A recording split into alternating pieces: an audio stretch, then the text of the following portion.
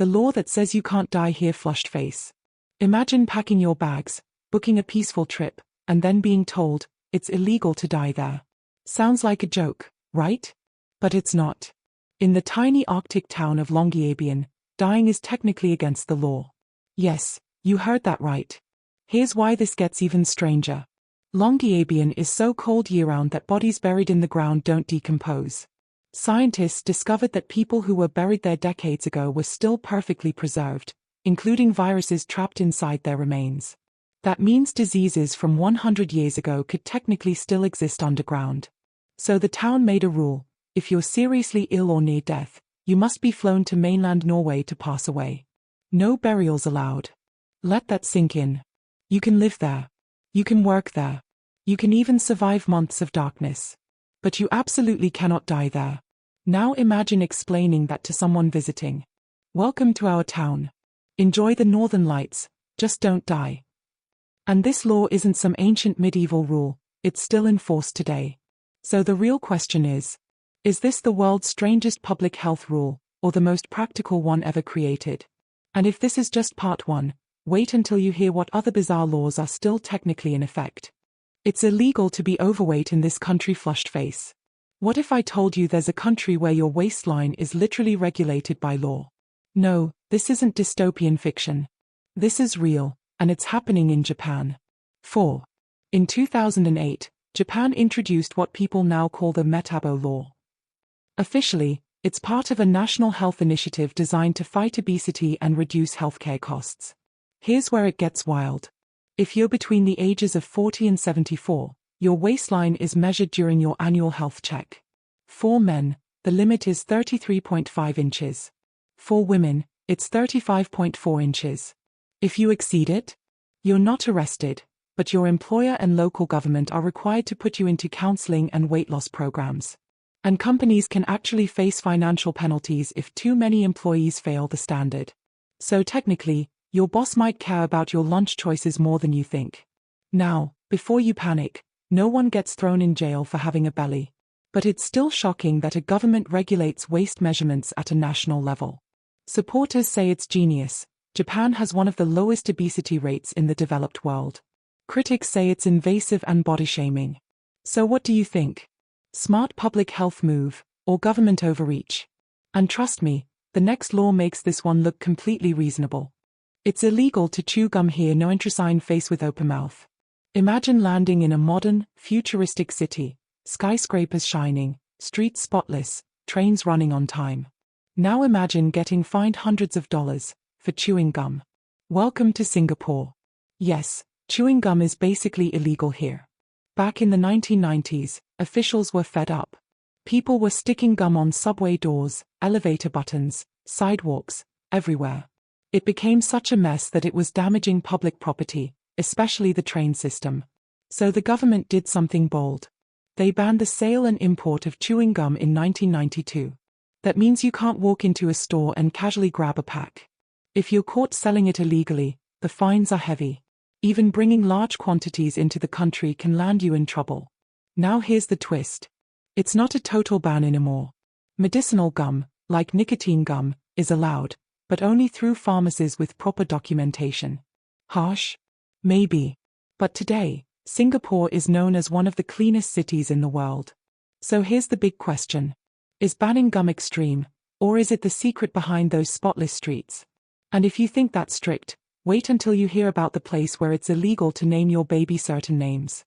You can't name your baby whatever you want. Baby no sign. Imagine holding your newborn baby, full of dreams, full of hope. And then the government says, sorry, you can't name them that. Sounds unreal? Not in Iceland. 4. In Iceland, there's an official naming committee. Yes, a real one. Parents must choose names from a pre-approved list of about 1,800 male names and 1,800 female names. If the name you want isn't on the list, you have to apply for approval. And it can be rejected. Why? Because the name must fit Icelandic grammar and pronunciation rules. It has to work with the language's unique alphabet, which doesn't even include certain letters like C, Q, or W. So if you tried naming your baby Zoe or Enzo years ago, denied. There have been real cases where children weren't legally recognized under their chosen names for years because the government hadn't approved them. Supporters say it protects Iceland's cultural identity and keeps the language pure. Critics say it's the government stepping into the most personal decision a parent can make. So here's the question. Should tradition protect language at all costs? Or should parents have complete freedom? And trust me, the next law involves something most of us do every single day, and in one place, it can actually get you fined. It's illegal to flush the toilet after 10 p.m. Toilet flushed face. Imagine this. It's late. You wake up at 2 a.m. You walk into the bathroom. You flush. And technically, you just broke the law. Welcome to parts of Switzerland. 4. Now before you panic, this isn't a nationwide criminal law where police kick down doors over plumbing. But in some older apartment buildings, landlords can enforce quiet hours after 10 p.m. And under strict noise regulations, flushing a toilet late at night has been considered disturbing the peace. Yes, flushing. Switzerland takes noise control very seriously. Sunday lawn mowing? Often banned. Late-night laundry?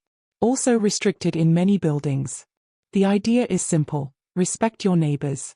Silence at night is part of the culture. But imagine explaining this to a tourist. Beautiful mountains. Incredible chocolate. World-class watches. Just, maybe hold it until morning.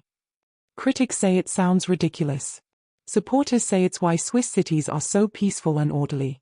So here's the real question. Is this over-the-top rule, or the secret to civilized living? And if you think bathroom rules are strange, wait until you hear about the place where it's technically illegal to run out of gas on the highway. It's illegal to run out of gas on the highway fuel pump flushed face. Picture this. You're driving down a perfectly engineered highway. Smooth roads. No speed limit. Pure freedom. And suddenly, your car sputters. You ran out of gas. Annoying? Yes. Illegal? In Germany, technically, yes. 4. On the famous Autobahn, stopping unnecessarily is prohibited. That includes running out of fuel. Why? Because the Autobahn isn't just any highway. In many sections, there's no official speed limit. Cars can fly past at 120, 150, even 180 miles per hour. If you stop because you didn't plan ahead, authorities consider that preventable and dangerous. Running out of gas can result in a fine.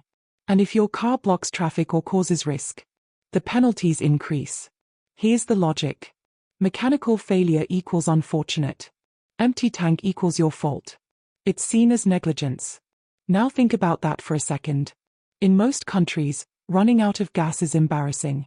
In Germany, it's potentially a legal violation. So the next time you see that fuel light blinking, imagine a police officer saying, "Sir, you had one job." But don't relax yet. Because the next law involves something almost everyone has done as a kid, and in one country, it can still get you in trouble. It's illegal to climb trees here. Tree flushed face. Think back to being a kid. Climbing trees. Scraped knees. Feeling like you own the world for 5 minutes. Now imagine getting fined for that. In parts of Canada, certain cities have bylaws that technically prohibit climbing public trees. For example, in cities like Toronto, municipal codes protect public property, including trees.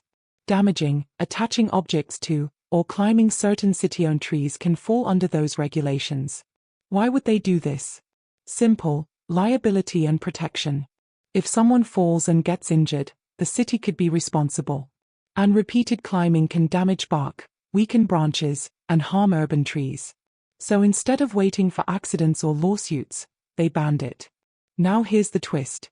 Police aren't usually hunting down kids in parks. Enforcement is rare unless someone is causing damage or being reckless. But technically, that childhood adventure could break a bylaw. Some people say it's overprotective, another example of the modern world wrapping everything in bubble wrap. Others argue it protects both nature and public safety. So here's the question. Are we protecting people? Or slowly outlawing childhood? And wait until you hear the next one. Because in one place, wearing high heels in certain areas is actually illegal. High heels? You'll need a permit. High-heeled shoe flushed face. Imagine getting dressed for a night out. Perfect outfit. Confidence high. Heels on point. Now imagine being told, You need a government permit to wear those. Sounds unreal? Not in parts of Greece. At historic sites like the Acropolis of Athens, wearing high heels is banned. Yes, banned. In 2009, Greek authorities introduced regulations to protect ancient monuments. The concern? Thin, sharp heels can chip, crack, and slowly damage stone that's been standing for over 2,000 years. Think about that. One tiny heel versus thousands of years of history. When millions of tourists visit every year, even small pressure points can cause serious wear over time. So officials stepped in. No high heels. No exceptions. And it's not just about shoes. Visitors are also restricted from bringing certain items or behaving in ways that could harm the ruins. Some people laugh at the rule. Others say it's common sense. After all, would you risk destroying something older than most countries, just for fashion? But here's where things get even stranger. The next law involves something that happens at almost every wedding, and in one country, it was once illegal. It was illegal to kiss at your own wedding kiss mark flushed face. Picture this. You're standing at the altar. Family watching. Cameras rolling. The big moment arrives. You may now kiss the bride. And then someone whispers, "Actually, that's illegal." Sounds insane, right? But in parts of Italy, certain strict public decency laws once made public displays of affection, including kissing in public places, technically punishable. Historically, some towns enforced moral codes that restricted excessive affection in public areas. While enforcement varied and many of these rules are outdated or rarely applied today, there were real moments when couples could face fines for passionate public kisses. Now imagine explaining that at a wedding reception. Beautiful ceremony, amazing vows, please keep all affection minimal. Italy today is known for romance. Think candlelit streets in Rome, love stories, and dramatic proposals. But like many countries, older morality laws stayed on the books long after society moved on. And that's the interesting part. Sometimes laws don't disappear, they just quietly sit there, technically active, rarely enforced, but still real. So here's the question. Should outdated laws automatically expire? Or is history supposed to stay written in legal ink? And if you think romance laws are strange, wait until you hear the final one. Because in one place, it's technically illegal to own just one of a certain animal. It's illegal to own just one of this animal hamster face flushed face. Imagine walking into a pet store. You see the cutest little hamster. Tiny paws. Big eyes. You fall in love instantly. You say, "I'll take one." And the shop owner replies, "Sorry. That's illegal. Welcome to Switzerland, again." 4. In Switzerland, animal welfare laws are some of the strictest in the world. Certain social animals, including guinea pigs, are not allowed to be kept alone. Why? Because they are considered social creatures that can suffer from loneliness. Let that sink in. Loneliness is legally recognized. If you own just one guinea pig and its partner dies, you're expected to get another, or in some cases, temporarily rent one so your pet isn't alone. Yes, pet matchmaking is a thing. The logic is simple. If humans need companionship, why wouldn't animals? Some people think it's adorable and progressive. Others think it's government overreach into private life. But it raises a powerful question. What if laws weren't just about protecting people, but protecting emotions? And that's the wild thing about strange laws. Some sound ridiculous. Some sound strict. Some actually make sense. But all of them prove one thing. The world is way more surprising than we think.